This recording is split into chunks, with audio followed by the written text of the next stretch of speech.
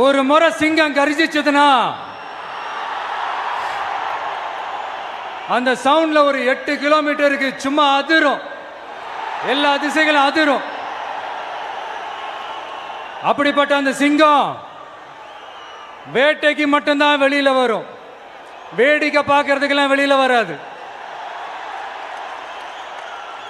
வேட்டையில கூட உயிரோடு இருக்கிற மிருகங்களை தான் வேட்டையாடும். அதுலயும் பெரும்பாலும் தன்னை விட பெரிய சைஸ் உள்ள மிருகங்களை தான் குறி வச்சு தாக்கும், ஜெயிக்கும்.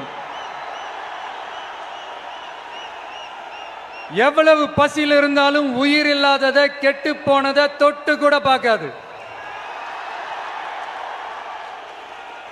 அப்படிப்பட்ட அந்த சிங்கம் அவ்வளவு ஈஸியா எதையும் தொடாது, தொட்டா விடாது. காட்டோட 4 பக்கமும் மார்க்கிங் மை டெரிட்டரின்னு தன்னுடைய பவுண்டரியை தானே வகுக்கும். அப்படிதான் அந்த காட்டையே தன்னோட கண்ட்ரோல்ல வச்சிருக்கும்.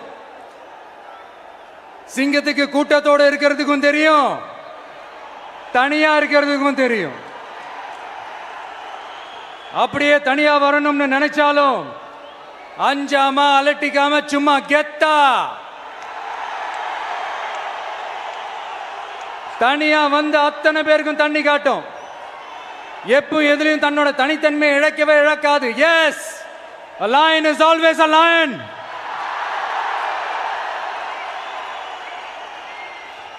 There are so many jackals and other animals in the forest, but there will be only one lion. And even if it is single, it will be the king of jungle. It is not only a description but also a clear declaration. சிங்கத்தை பத்தி பேசிட்டு நம்ம சிங்க குட்டிகளையும் சிங்க பெண்களையும் பத்தி நம்ம பேசாம இருக்க முடியுமா? அவங்கள எப்படி நான் மறப்பேன்? அவங்க தான் என்னுடைய உயிர்.